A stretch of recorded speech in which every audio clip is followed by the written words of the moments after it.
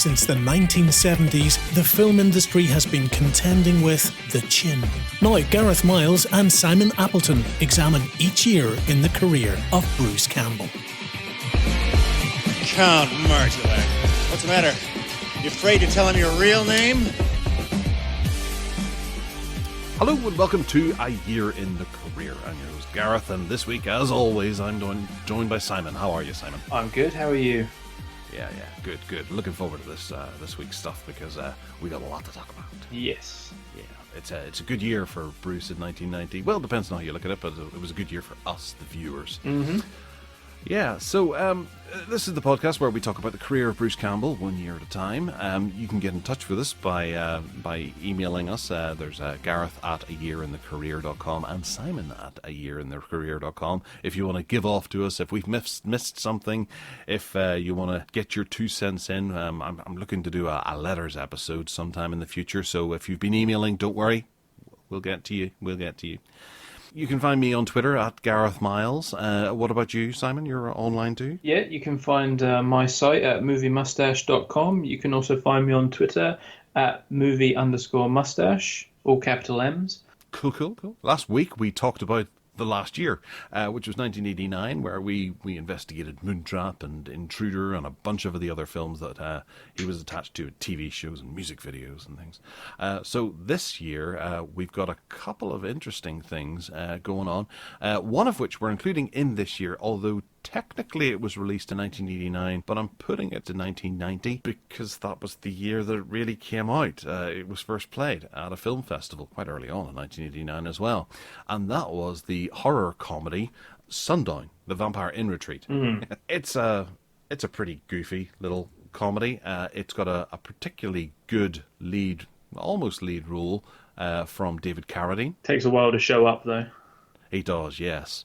But you have a look at the cast in this film and you can't help but think this has to be one of the greatest films ever made.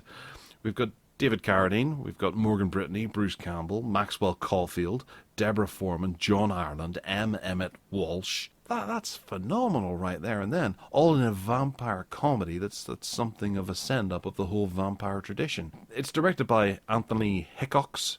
Did the Waxworks series, and he kind of does a lot of direct-to-video stuff nowadays. He's, I think, probably best known for Hellraiser 3, which isn't one of the best Hellraisers, although it's the best of the worst Hellraisers, if we go with that. Or, well, no, 3's better than 2. Yeah, okay, it's the second best Hellraiser film. Wow, almost, straight up. And a bunch of other films with like Seagal and things like that. I think I noticed on his filmography. But Sundown's one of probably the most ambitious films on his list, and it's quite a peculiar one. It's about a reclusive vampire that lives in Purgatory in Utah. Is that the city or the town? Purgatory is the town. It's Arizona or Utah, one of the more arid states. Ah, yes. No, it's Utah. Yeah, which is famed for its lack of water, yes, sandy places, and almost constant sunshine, a beating sun. So having vampires hiding out there is ridiculous. So you can see where the birth of this idea comes from. Vampires wearing sunblock and huge sombreros to keep the sun away from their skin, and surviving down there. Those three did just remind me of ZZ Top. That's it. Yeah, they looked like a really bad ZZ Top impersonation. The dungarees and the 80s sunglasses and the giant sombrero. I think M. Emmett Walsh was my favourite thing about this film. Absolutely, yeah. He really is one of the most memorable roles. There's three of them rocking in the chair, and they're like, "Oh, is that him coming? That might be him." And they realise it's not the person they're waiting for, and he just screw it and just knocks his head off without even thinking about it. I think that's maybe what this film is about. Is if you imagine sitting down the pub with some mates, having a laugh, coming up with this concept and jotting down all your ideas on a bunch of napkins or something like that, and then setting them all out and trying to string them together with a storyline, that's what Sundown is. It's got some brilliant ideas throughout, but it's just held together by a really ropey storyline that just doesn't deliver. And whilst it's got an amazing cast, I just don't think some of them really believe in it. They don't seem to commit to it, do they? The performances are a bit lackluster. I mean, even Bruce was hamming it up a bit in this one. He was, but I think at that time he was kind of carving out this niche of Yeah. that's his thing. Mm-hmm. For a young actor trying to make his way, but he's surrounded by a bunch of actors who really, like the likes of John Ireland, he was giving up at this stage and just taking paychecks. And Emmett Walsh, I don't think ever gave up. He was just able to be cool in everything. Even Knives Out last year, still plugging away. I don't remember him in that. He was the security guy. He was the one in the booth with the CCTV footage. He's literally in it for a couple of minutes. No, can't remember it at all. It was meant to be someone else. I can't remember who it was meant to be, and he passed away, so they got Emmett Walsh to do it. Oh, blimey. Oh, maybe I have to go. No, I don't think I will revisit it. It wasn't the greatest movie. I've seen it once, that'll do. Really? I love Knives Out. Oh, really? Yeah, I thought it was brilliant. No, it wasn't my cup of tea, really. It was fine enjoyment, but, could have done with a bit more Bruce Campbell, I think. Very true. Maxwell Caulfield, I feel sorry for him in this role as well. I like him as an actor. I've met him a number of times. He's quite cool. Obviously, he suffers from that whole Grease 2 thing, and some of the other films that he's been attached to. I think it was one called Alienator, was it? No, he's made some rubbish over the years, but he's made some really good films as well. He kind of suffers here as well because his role is really unrewarding. Yes. And boring, which is unfair. And I'm sure whenever he read the idea behind this film, he probably thought, I want to be part of this. That's class. Give me any role possible. And they give him that, which just did him no favours. And then David Carradine, he is just the presence. He doesn't really do too much. He's one of the more likeable characters, though, of everything going on in this film. It's a shame that it took him so long to show up, because I actually he was one of the more enjoyable things for me in Sundown. And as he took so long to show up, it was a shame. He didn't really make too much of an impression on me at all. The main impression, I think, the obvious standout from the whole thing, other than Emmett Walsh, is Bruce. He's the most memorable part of it, but then I guess I'm watching it from the point of view where I'm looking for him and I'm looking to enjoy the role that he's done. So, everything else that's happening on screen is somewhat trivial. I've never really just appreciated this film for what it is, and I feel that it just wasn't realised as well as it could have been. Yeah. If it was done again, if they were to remake it, I'm sure they would really be able to layer in some genuine satire.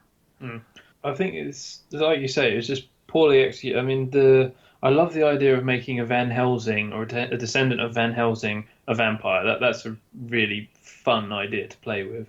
And then there was the love story, obviously, between a Van Helsing and a vampire. Again, an interesting idea, because sometimes you cannot control who you were attracted to, sort of thing, and it goes completely unexplored. It's sort of like hinted at, and she hints at.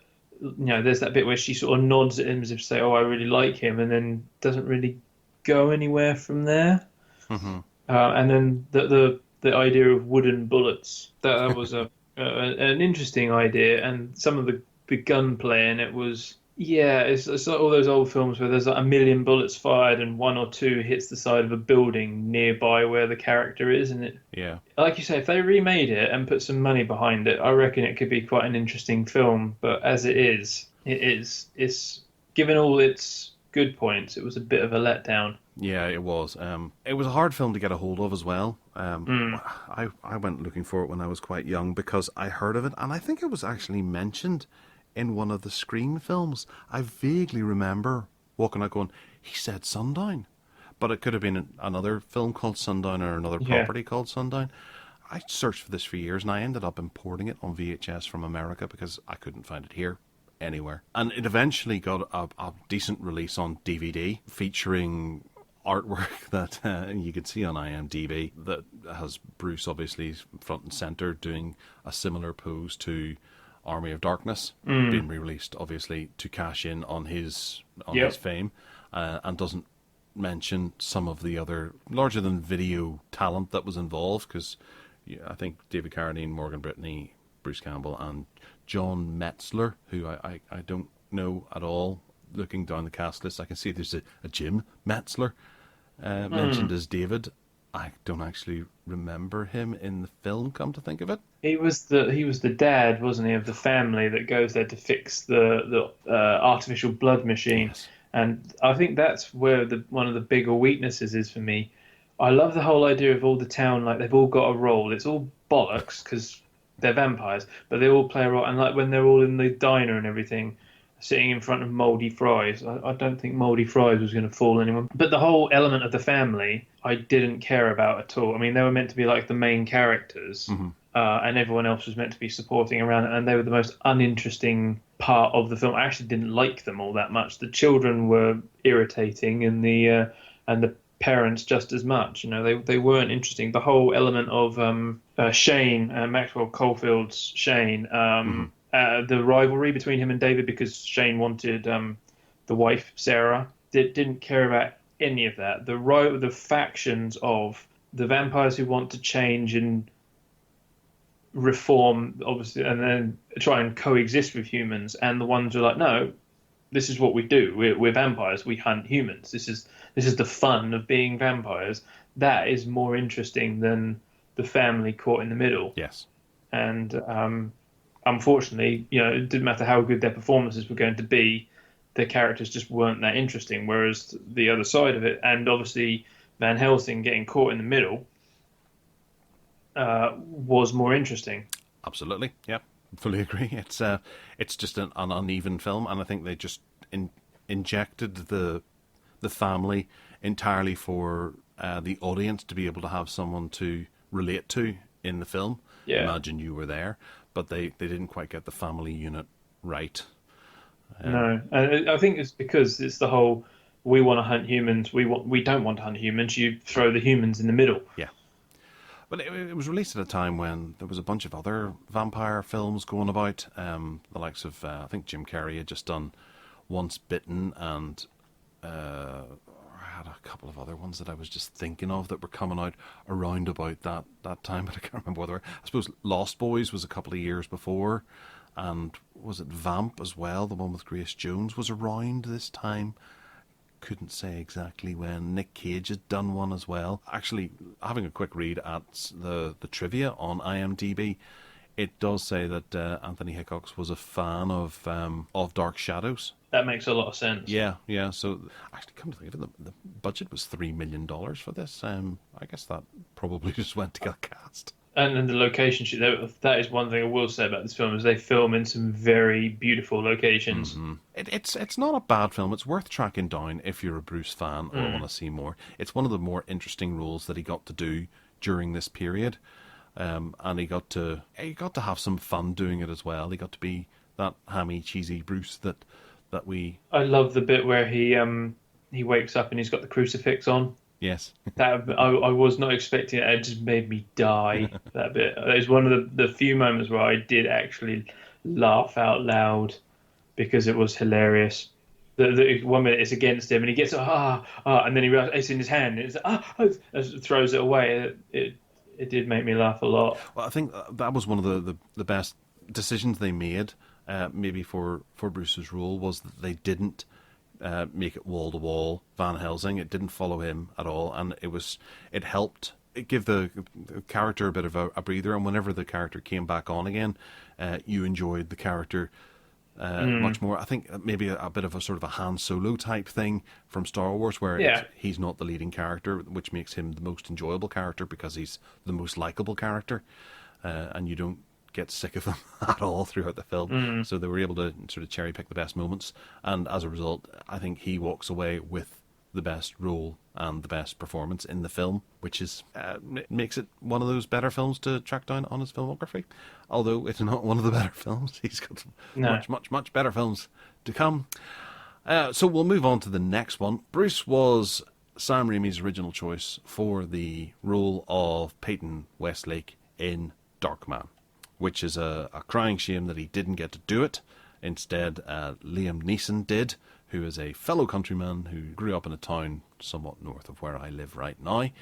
Liam Neeson took the role and made what he did of it. Darkman is a cracking film. I love Darkman. I love it very, very much.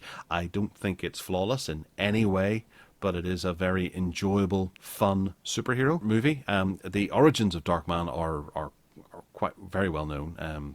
Obviously, Sam Raimi was attempting to pick up the rights to The Shadow, but wasn't able to get them, and he wanted Batman, he wasn't able to get them, so he decided, said, forget this, I'm going to go and create my own superhero, and took some of his favourite elements of superheroes and combined them together to create Darkman, who is a scientist who he's developing a skin replacement substance that you can pour onto the human body, and it will act just as skin.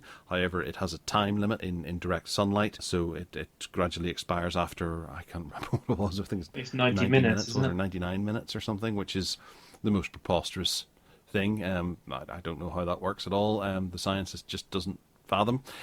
The more you think about it, the more holes you can poke in it, but it makes for a great deception movie. Unfortunately, Westlake's girlfriend is murdered, and then he is burnt badly and left for dead in an attack by a nasty villain played by Larry Drake from LA Law. I thought the girlfriend survived. It was his assistant that was killed in the lab attack, because they think he's got some sort of document that the missus refers to, and yes, and of course he's like, what are you talking about? And they blow up the lab, and of course he, in dramatic fashion, flies out of the lab into the river. Yes.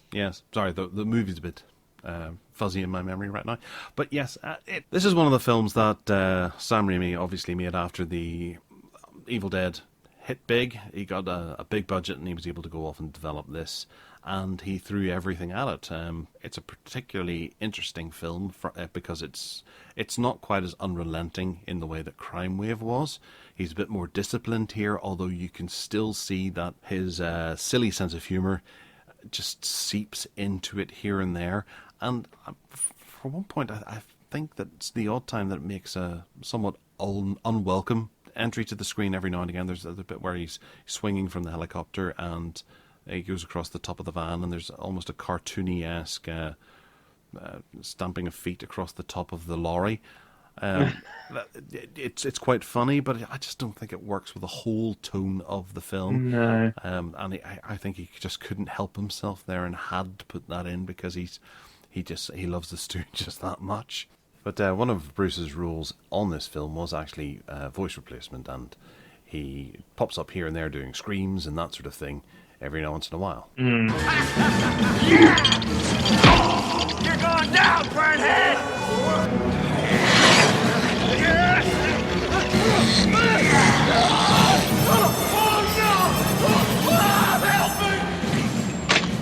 But the producers refused to cast Bruce in the lead role because they didn't think he could handle it, and wanted to give it to someone else. And whenever they do this, we talked about this in Crime Wave, and then they gave it to someone else. In Liam Neeson's defence, he obviously went on to an awful lot more. But at the time, he was just a young actor from Northern Ireland who was trying to make it out there. He hadn't made too many big films, so he was still a bit of an unknown quantity in Hollywood terms, but they were obviously happy enough for him to lead in this film.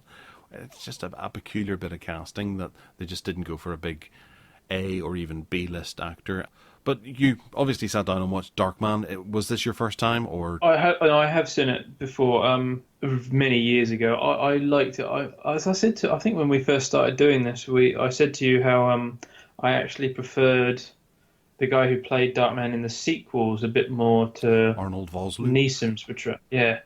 But I would really like to have seen Bruce, because I didn't know when I first saw this that Bruce was obviously the guy at the end, and that Bruce was the one they wanted for the role. I would really like to have seen him in that role. Mm-hmm. I think what the producers and the movie company said about why they didn't want him to play the role, I don't know if he knew that when he played his, obviously, disguise at the end, but if he did, I think everything he did in that scene, that split second he's on screen, was a big FU to all of them, because he captured everything in that scene. He didn't even say a word, just a look on his face. He captured it perfectly. Mm-hmm. He is exceptional in that one moment. I rewatched it a couple of times, just the turn, and there's the everything. In that face, you can see the sorrow at the loss of his old life. He's already contemplating his new life and what he's going to do and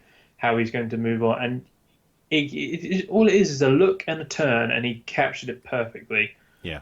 And I think if they'd have let him play the role properly, that he would have been phenomenal in it. Nothing against Neeson's performance. He was very good in it. And I actually think Darkman, for the period, I'm not a fan of 89 Batman and Batman Returns and all of that rubbish that came after. So actually, it's one of the better superhero films of the time. Mm-hmm. You can't really compare it to modern standards, but for the time, it was one of the best. It's an interesting idea. You can definitely see it's Raimi. It screams Sam Raimi. I mean, but you can also see why, based off of this, he went on to get Spider-Man. As I say, it is a good film. It's an interesting concept. I remember first seeing the Darkman DVDs in HMV or Game or somewhere like that for sale when I was quite young, and always being rather intrigued by those, but I was too young to buy them, and I had to wait and couldn't get anyone to get them for me. So then years later I rented them, and I thought they were actually very good. And obviously the storylines in the sequels not so good, and as with always, the third storyline definitely not that good at all. But I thought Arnold Vosloo was probably better in the role, and I think Campbell would have nailed it. I think he would have been brilliant. I think if he'd have got the role, he'd have done all three, and it might have elevated them a bit more. Yeah, that's a good theory, actually.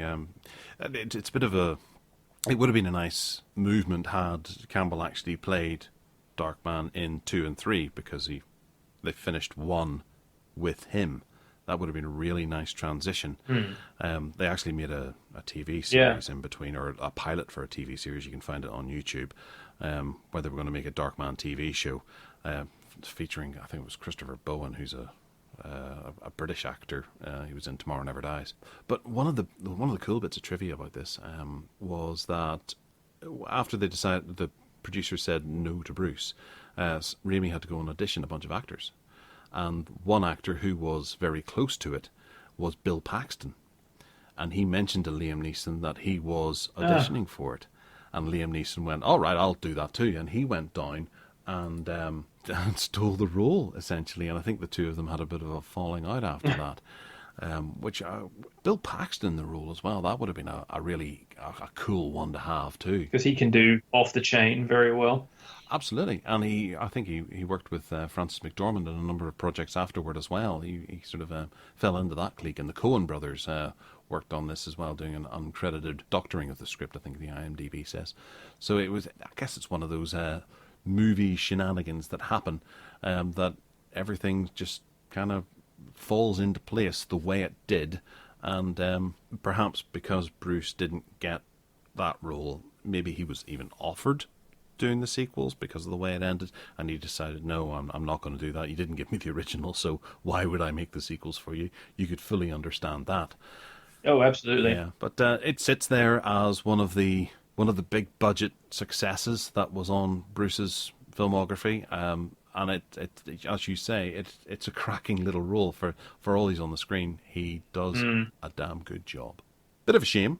Definitely. But one of the films that we did get with a little bit of a larger role was the sequel to Maniac Cop. All I know about is being a cop, and I don't know about you, but I need this job. When you think about it, I mean, what the hell difference does it make who he was? It trundled out into direct-to-video, actually, it went, which was a bit unfair, on the 13th of December, 1990. And it continued the unpredictableness and unpredictability, how unpredictable the Maniac Cop series is, in that, he doesn't last the film too long. I don't think there's any major spoiler there.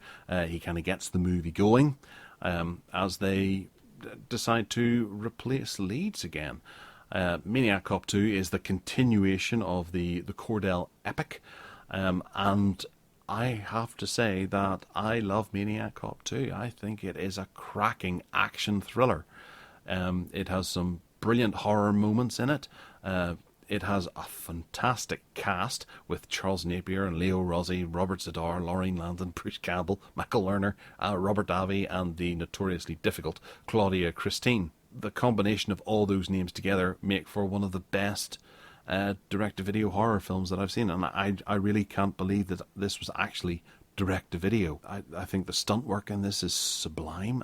The fire sequence at the end, the stuntman in that was very well done. Unbelievable what happens there. I reckon that these two films together are almost perfect, and it would be, I believe they're going to be bringing it back for a TV series, and inspired by the first two films, I think that would be a fantastic TV series, because this was one of those situations where you just don't know what to expect, because this film throws a lot of odd things at you. You hadn't seen this before. What did you make of it? I wasn't a fan, I will admit. Oh. I don't think it's as good as... I quite liked the first one. It's not perfect, but I did like it. This one wasn't quite so good. There were things about it that disappointed me. I will agree, some of the action, some of the stunt work was very good. The fire shots. I was reading the fact that the bad guy with the beard, who he seemed to telepathically connect with, which I found... Turkle, Leo yes. Roswell. The director actually set his own arm on fire to get him to do it in the film. Yeah. If you're going to do something, prove to them that you're willing to do it. Good way of doing it. I liked that. Bruce was good in it, as always. I liked the standpoint he was taking. I appreciate Lorraine Landon's character was sort of in the other direction of, we can't cover this up, we have to keep going, yada, yada, yada. Bruce was a bit more... much like he was in the first one, he was a bit more removed from it. But also he was like, well, you can't do anything if you don't keep your badge. If you lose your badge, you lose your job. You can't follow this up. So he was of the way I read it anyway, of toe the party line for now, and we'll just deal with it after, if that makes sense. The chase scene was brilliant. Yeah, the one with Christine attached to the side of the car. Yes. I did keep thinking, though, all throughout, I was like, yes, you're handcuffed to a car. Get in. Don't just hang, pull, jump, do whatever you... the entire time I was watching it, I was literally in my mind screaming, jump in the fucking car.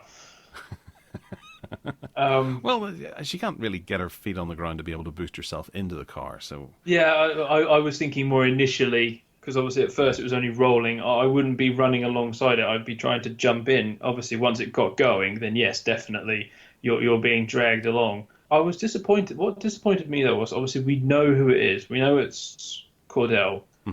And they kept hiding his face again. But when you finally get to see odd bits of him, the makeup, where they've obviously enhanced his face, was really good. And the fact that they hid this for so long... And it is one of the key elements of a film like this is we want to see his fucked up face. Show us the fucked up face. Come on, just show us. I find it interesting, though, that... I mean, I read this on IMDb Trivia, so I don't know how true it is. But they premiered this at Cannes. So how did it end up being direct-to-video if they premiered it at Cannes? Which I find... I really think it's got to do with the title. I just think that Maniac Cop is...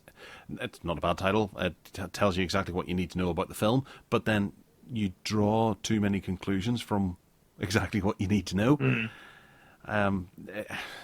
What happens in the film is completely unpredictable, because you have the hero from the last film and the heroine from the last film starting out in this film, and they're taken out, and then you're introduced to the new hero, which is Robert Davi's character. And I have to say, in one of the greatest introductions in a film ever. Yes. That high fall is phenomenal. You know what you're letting yourself into, and whenever you see a stunt like that happen and you're thinking, this is direct to video, no way, how can this get picked up like that? This needs to be seen. If it had have been, something like the right to remain silent forever is the tagline, if they had called the film that, it might have done better, but it just had Maniac Cop 2 stamped on it. Yeah. And that just doesn't help things in the long and the short of it. Yeah, it's a painful thing, the way it was released. I think these two films need to be seen a great deal more, and I'm glad that there's some kind of remake coming along, because they are classic horror films with fantastic action throughout, and I would place these higher on the list. I did like the ending. I like that in the end it wasn't violence and destruction and guns that ended it. It was actually a smart ending. The fact that it was all about his case. Once his case was solved and solved correctly, not the cover-up, he went back to being a police officer and then died. Yes. And they buried him.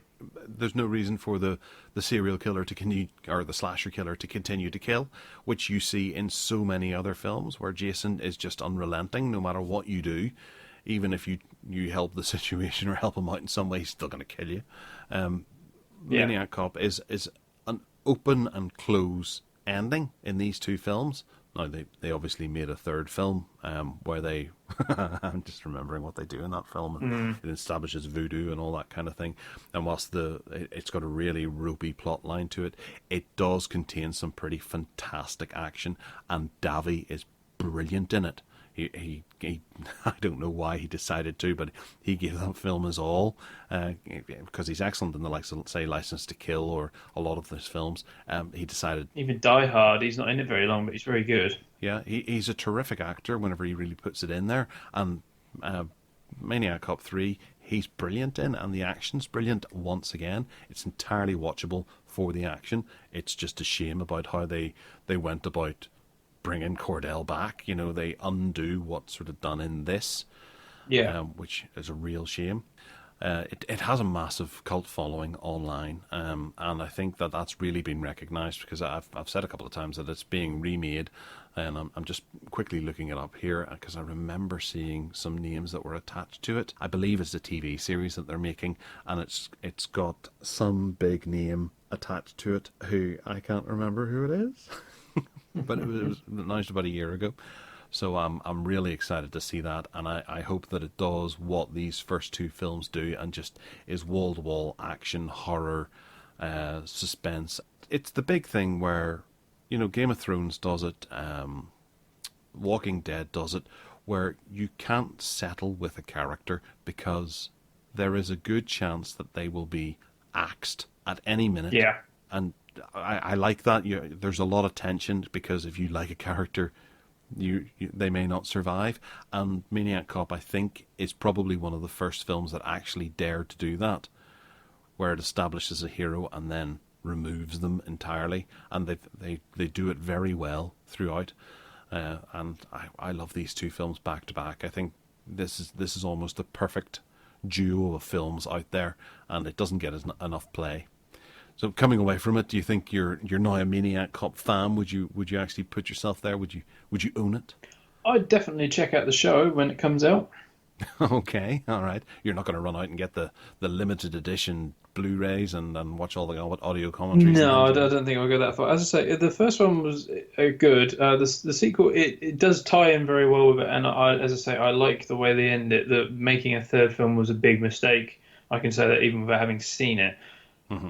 But you're right. Some of the action and what they did with the initial heroes was, obviously, you bring them back, you see them. Obviously, you would have seen them in the trailer, and then all of a sudden, they're gone. I was actually wondering, because obviously I know Bruce has got no love for these films. Interestingly enough, read how if you bring it up with him, he will berate you to the extent of shrinking, apparently, which I find rather hilarious.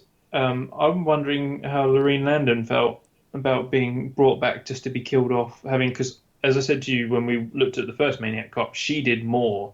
Her character does more than Bruce's does. So I'd actually be more interested to know how she felt about being brought back to be killed off.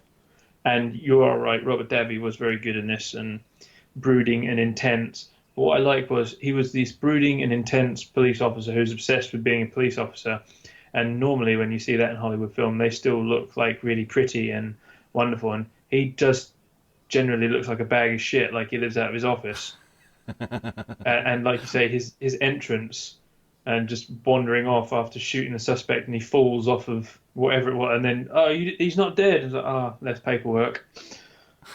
Brilliant. Yeah, tells you all you need to know about him. As an actor, he's one of my favourites as well. You know, I don't get into any of the political sides of these actors. I know that he's vociferous about the current situation in America, but as an actor, he really does deliver genuinely good performances in direct-to-video films, much like many of the others. I'll mention Jeff Fahey, for example, where you know you're going to get a good performance.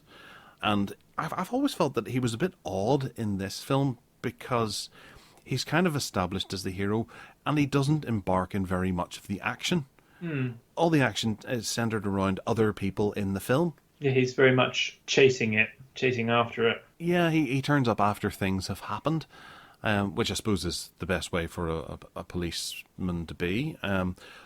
Whereas in the third film, he's very much sort of the action hero as he goes through it, and he's involved in all the car chases and things like that, the shootouts and stuff like that. And I guess maybe that makes it more of a satisfying film because you've got a hero in doing hero-y things.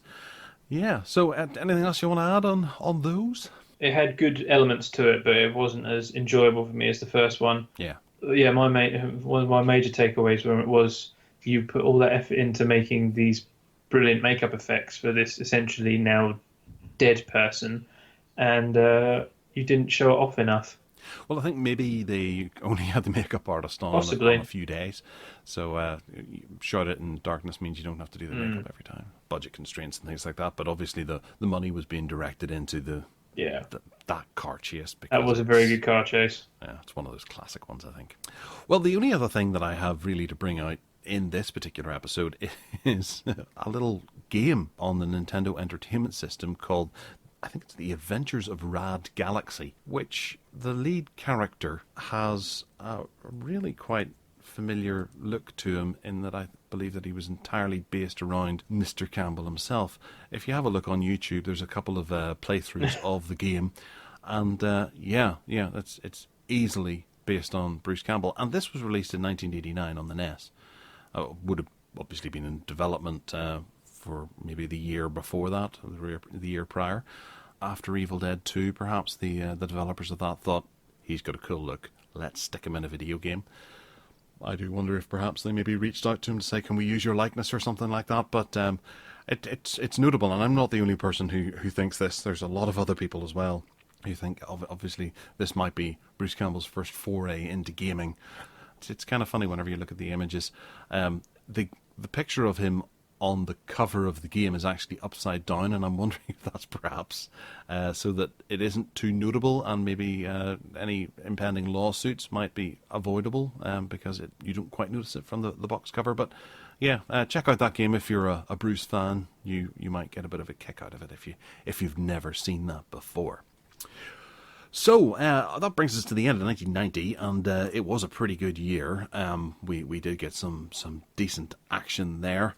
On the next episode, we're looking at 1991, where, unfortunately, there's only one film to analyse, but it's one film with 3 rules with Mr. Campbell, and I believe he was the producer as well. So, we'll have a quick chat about Lunatics, A Love Story, and other than that, you can get in touch with us by emailing us at gareth@ayearinthecareer.com, and of course Simon at ayearinthecareer.com, and you can find me on garethmiles.com and at Twitter at garethmiles. Simon, what about you? You can find my site at moviemustache.com, and you can also find me on Twitter at movie_mustache. I'm also trying to get into Instagram, although I'm struggling with it, so you can find me as Simon Appleton there. Good luck with that. All right. Actually, that was one platform I was thinking of leaving fairly soon. I'm getting a bit hacked up with it because it's plagued with ads and stuff like that, and I just can't handle that. I'm just trying to figure it out. I'm struggling. Obviously, I'm too old. Yeah. It's a game for the young and the hot and the pretty and the ones that wear yoga pants and things like that. Yeah, I don't think I'm any of that, so... All right, it's not for you then. All right, well, tune in next week for A Lunatics, A Love Story in 1991. All right, take care, guys. See you next time.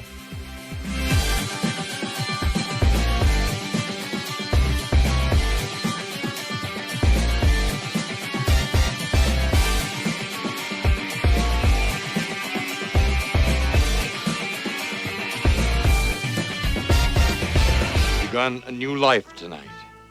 Let us hope it is not in vain. In vain! I kind of like it.